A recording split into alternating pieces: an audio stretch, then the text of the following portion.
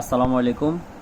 আজকে আমরা গত লেকচারের ধারাবাহিকতা অনুসারে বৈদ্যুতিক বিলের যে হিসাব নিকাশগুলো আমরা ক্লাস 9-10-এ করছি, যে একটা বাসায় এতটি বাল্ব, এতটি লাইট জ্বালালে কী ধরনের বিল আসে, টাকা আসে, সেই অঙ্কগুলো আজকে আমরা আবার একটু করে দেখব, ভুলে যেন না যাই।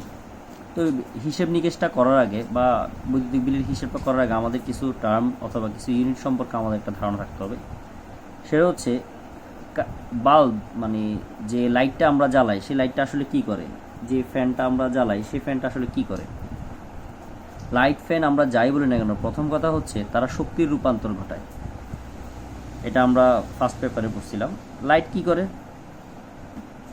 বিদ্যুৎ শক্তি গ্রহণ করে সে ওই বিদ্যুৎ শক্তিকে দুইটি শক্তিতে রূপান্তরিত করে। একটা হচ্ছে আলোক শক্তি আর একটা হচ্ছে তাপ শক্তি। তো আলোক শক্তিটা আমরা এখানে না ধরলাম, আমরা সেটাকে তাপ শক্তি হিসেবে বিবেচনা করলাম, বা যদিও দুইটাতেই করে। ফ্যান কি করে? বিদ্যুৎ শক্তি গ্রহণ করে সেটাকে যান্ত্রিক শক্তিতে রূপান্তর করে।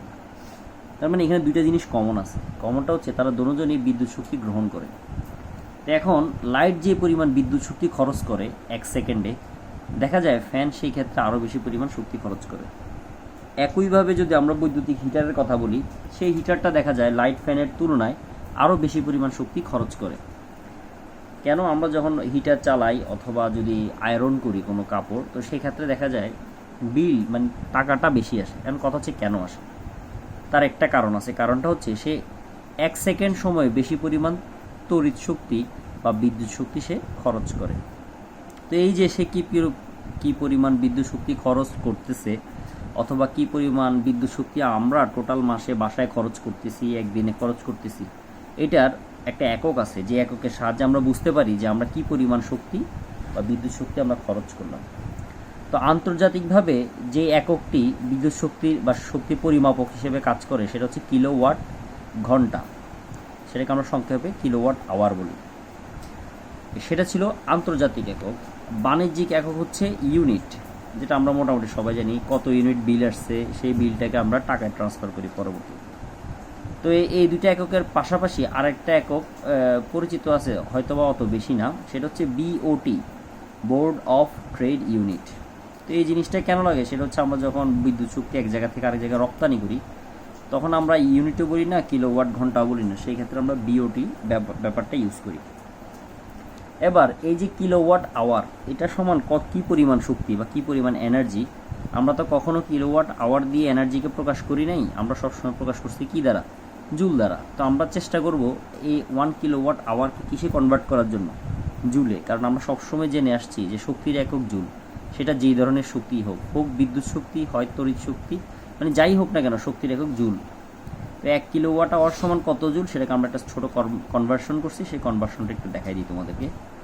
1 কিলোওয়াট, তো কিলোওয়াট তো কখনো এসআই একক না, এসআই একক হচ্ছে ওয়াট। তাহলে 1 কিলোকে আমরা 1000 ওয়াট লিখলাম, 1000 ওয়াট ইন্টু আওয়ার, 1 আওয়ার, 1 ঘন্টা। 1 ঘন্টাকে আমরা লিখি 3660 ইন্টু 60।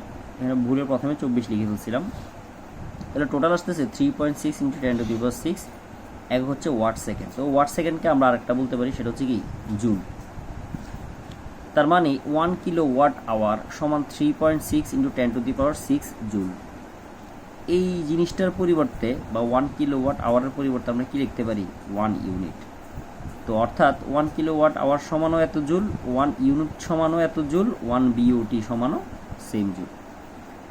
তো এটা গেল জুলের হিসাব। এখন যদি আমাদেরকে কখনো জুল থেকে কিলোওয়াট আওয়ার, অথবা জুল থেকে ইউনিট, অথবা জুল থেকে আমরা যদি বিওটিতে যাই, সেই ক্ষেত্রে আমাকে 3.6 ইন্টু 10⁶ দ্বারা ভাগ করে যেতে হবে।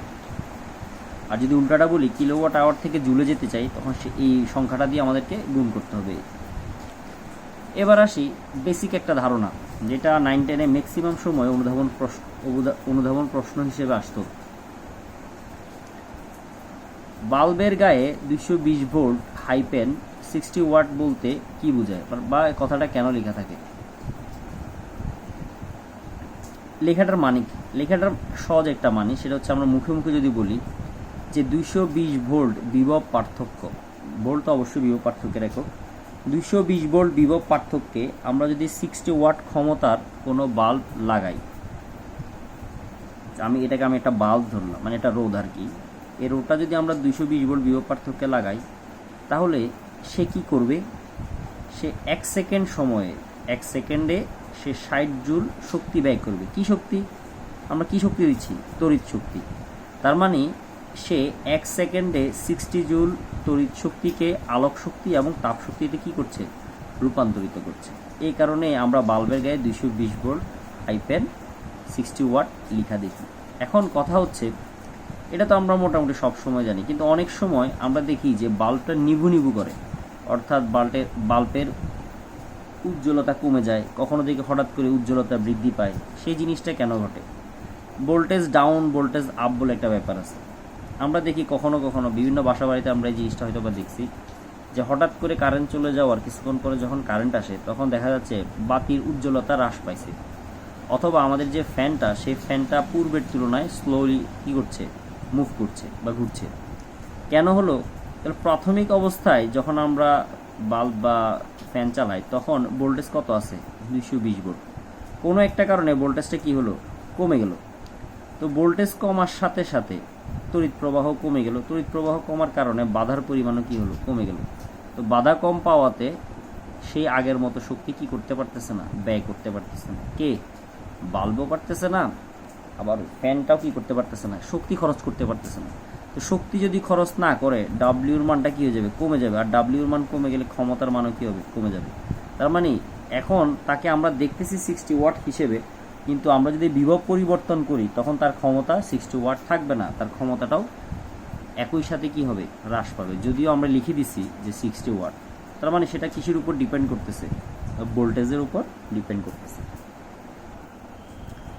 এইবার আমরা ওই যে বৈদ্যুতিক বিলের একটা গাণিতিক সমস্যা যদি একটু দেখি, সেটা হচ্ছে একটি বাড়িতে 50 ওয়াটের 3টি বাতি, 150 ওয়াটের 2টি ফ্যান এবং 1200 ওয়াটের একটি ফ্রিজ দৈনিক, মানে একদিনে যথাক্রমে 14 ঘন্টা, 12 ঘন্টা এবং 10 ঘন্টা ধরে চলে।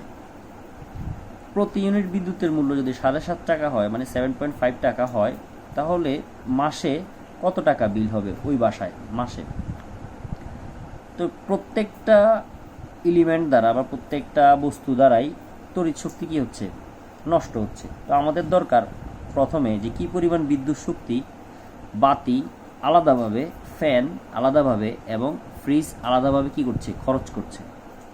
তাহলে প্রথমে আমরা বাতি কতটুকু খরচ করতেছে সেটা আমরা বের করতেছি, যে বাতি কর্তৃক ব্যয়িত বিদ্যুৎ শক্তি। শক্তির একক ডব্লিউ, যে সূত্রটা আমরা জানি, পি ইকুয়াল টু ডব্লিউ/টি। তাহলে ডব্লিউ সমান কী হবে? PT, P1 T1। ক্ষমতা কত দেওয়া আছে বাতির? 50 ওয়াট। সময় কত দেওয়া আছে? 14 ঘন্টা। ক্ষমতা ওয়াটে আছে, এটাকে চেঞ্জ করতে হলো না, কারণ ওয়াটই আছে একক। সময় ঘন্টায় দেওয়া আছে, তো তাকে আমরা সেকেন্ডে নিয়ে গেলাম। ও সাথে ইন্টু 3 আছে। 3 কেন? কারণ আমাদের বাতি কয়টা বলছে? 3টা। তো আমরা ঘন্টাকে নিয়ে গেলাম 14 ইন্টু 3600 বা 60 ইন্টু 60। এটা হচ্ছে বাতি যে পরিমাণ বিদ্যুৎ শক্তি খরচ করছে। সেমভাবে ফ্যানের ক্ষেত্রে আমরা করলাম, 2 দ্বারা গুণ দিলাম, কারণ 2টা ফ্যান বললো। ক্ষমতা হচ্ছে 150 ওয়াট, সময় হচ্ছে 12 ঘন্টা, সেটাকে আমরা সেকেন্ডে নিলাম, ইন্টু 2 আসলো এত জুল। ফ্রিজ কর্তৃক ব্যয়িত শক্তি সেমভাবে করলাম, আসলো এত জুল। তো দৈনিক মোট শক্তি তাহলে কত ব্যয় হলো? তাহলে আমরা কিছুক্ষণ আগে যে হিসাবগুলো করছি বা যে কাজগুলো বের করছি, সেগুলো কিন্তু আমরা দৈনিক হিসেবে করছি। তাহলে দৈনিক মোট কত শক্তি হলো সবগুলো আমরা যোগ করলাম, টোটাল এত শক্তি পাওয়া গেল। সেটাকে আমরা চাইলে পাওয়ারটা চেঞ্জ করতে, অনেকে হয়তো এটা নিয়ে একটু ঘাবড়াই যায় যে স্যারের আসছে 63.7 × 10⁶, আমার আসছে 6.3 × 10⁷। দুইটাই কিন্তু সঠিক, দশমিক আগে এবং পরে, এই কারণে পাওয়ারটা পরিবর্তন হচ্ছে। তাহলে দৈনিক এত শক্তি যদি মোট হয়, তাহলে কত ইউনিট, যেটা আমরা না, যেটা ওই যে ওরা যখন আসবে বিলের কাগজ করার জন্য, যে বৈদ্যুতিক যে কর্মকর্তা, বিদ্যুৎ অফিসে যে কর্মকর্তা, উনি আসলে তো উনি আর এটা দেখবে না, বা এটা তো শো করবে না মিটারে শো করবে কি? ইউনিট। তো ইউনিটটা আমরা কীভাবে দেখবো, বা মিটার আমাদের কীভাবে দেখাবে? যত শক্তি ব্যয় হবে তাকে আমরা ওই যে বের করছিলাম 1 কিলোওয়াট আওয়ার, অথবা 1 ইউনিট সমান এত জুল। তো এই জুলটাকে আমরা ওই জুল দ্বারা, যেটা আমরা স্ট্যান্ডার্ড জানি, সেটা দ্বারা যদি ভাগ করি, তাহলে আমরা ইউনিট পেয়ে যাচ্ছি। কত আসছে? 17.7। তাহলে এটা হচ্ছে দৈনিক মোট ইউনিট। তাহলে মাসে 30 দিন, 30 দিনে কত ইউনিট? এত ইউনিট। তাহলে মোট বিল কত? 1 ইউনিটের দাম যদি 7.5 টাকা করে হয়, তাহলে এত ইউনিটের দাম গুণ হলো এত টাকা। এইভাবেই বেসিক্যালি বিদ্যুৎ বিলের হিসাবটা করা হয়। এবার আমরা দ্বিতীয় গাণিতিক সমস্যাটাতে যদি যাই, এটা মোটামুটি আমাদের সবসময়কার আমরা এই জিনিসটা দেখে থাকি। সেটা হচ্ছে বলা হয়েছে 400 ওহম মানের একটি বৈদ্যুতিক হিটার দিয়ে 25 ডিগ্রি সেলসিয়াস তাপমাত্রার 5 কেজি পানিকে ফোটাতে কত সময় লাগবে। তাহলে হিটার দিয়ে স্বাভাবিকভাবে আমরা যে কোনো কিছু গরম করি, পানিটাই বেশি করি শীতকালে। তো পানির তাপমাত্রা আছে 25, তাকে আমাদের ফোটাতে হবে। ফুটানো মানে তার তাপমাত্রা 25 থেকে কততে নিয়ে যেতে হবে, 100 ডিগ্রি সেলসিয়াস। তো এই যে নিচে একটা ব্র্যাকেটের ভিতরে একটা লাইন দেওয়া আছে, এই লাইনটা অনেক সময় আমাদেরকে নাও দিতে পারে। না দিয়ে আমাদেরকে এভাবে বললো যে বাসাবাড়ির লাইনে এত মানের একটি বিদ্যুৎ হিটার সংযুক্ত করে আমরা বাকি ঘটনাটা বলা থাকলো। তো বাসাবাড়ির কথাটা বললে আমরা জানি যে বাসাবাড়িতে কত ভোল্টেজ আমরা ইউজ করি, 220 ভোল্ট। তো এটা বলা থাকতেও পারে, যদি না বলা থাকে তখন নিজ দায়িত্বে একটু চিন্তা করে সেটা কি করবা, ধরে নিবা। তো এবার আসি আমরা ঘটনাটা এখানে কি ঘটে। হিটার মানে একটা রোদ, এটা আগের লেকচারও আমি বলছিলাম যে হিটার কি করে, রোদ, সে তড়িৎ প্রবাহকে বাধা দেয়, সেইখান থেকে তাপ উৎপন্ন হবে, সেই তাপ পানি নিজে গ্রহণ করবে, করে পানি নিজের তাপমাত্রা বৃদ্ধি করবে 25 থেকে কততে, 100-তে। তো বলছে কত সময় লাগবে। তো আমরা প্রথমে হিটার হতে উৎপন্ন তাপ, মানে সে কি পরিমাণ তাপ উৎপন্ন করে পানিকে দিবে, সেটা আমরা আগে সমীকরণ আকারে লিখে রাখলাম। Q1 সমান V²/R × T। এখন কথা হচ্ছে আমি এই সূত্রটা কেন ইউজ করলাম। কিউ এর সূত্র টোটাল কয়টা, 3টা, I²RT VIT V²/RT। তো আমি কেন এটা ব্যবহার করলাম, আমার কাছে মনে হয়েছে এটা ব্যবহার করলে আমার জন্য সুবিধাজনক হবে। কি সুবিধা হবে, বিভবের মান আমাকে প্রশ্নে দেওয়া আছে, অথবা আমি নিজে থেকে ধরে নিলাম 220, আর রোদের মানও প্রশ্নে দেওয়া আছে। তাহলে ভি আর রোদের মান জানি, আমাকে টি বের করতে হবে। এই কারণে আমি সূত্রটা ব্যবহার করছি, যেন অসুবিধা হয়। এখন কেউ যদি আই এর সূত্রগুলো ব্যবহার করো, সেক্ষেত্রে আই তোমাকে সেপারেটভাবে বের করে নিয়ে আসতে হবে। তো ওই ঝামেলা আমি যেতে চাচ্ছিলাম না, আমি সরাসরি এই জন্য এই সূত্রটা ব্যবহার করছি। তাহলে এখানে ছোট করে লিখেও দিছি যে এখান থেকে যে তাপশক্তিটা আমরা দেখতেছি, এই তাপশক্তি পানি গ্রহণ করে 25 ডিগ্রি থেকে 100 ডিগ্রি সেলসিয়াস তাপমাত্রায় কী হবে, উন্নতি হবে। তো পানি যে তাপটা গ্রহণ করবে, মানে তার যে তাপটা গ্রহণ করা আসলে দরকার, কিসের জন্য দরকার, তাপমাত্রা 25 থেকে 100-তে নেওয়ার জন্য। তাকে তাপ গ্রহণ করতে হবে ms ডেলথিটা পরিমাণ, m তার ভর, s তার আপেক্ষিক তাপ 4200, আর তাপমাত্রা পরিবর্তন হচ্ছে সে 25 থেকে 100-তে যাবে। তাহলে 100 বিয়োগ 25, বড় থেকে সবচেয়ে ছোট বিয়োগ হয়।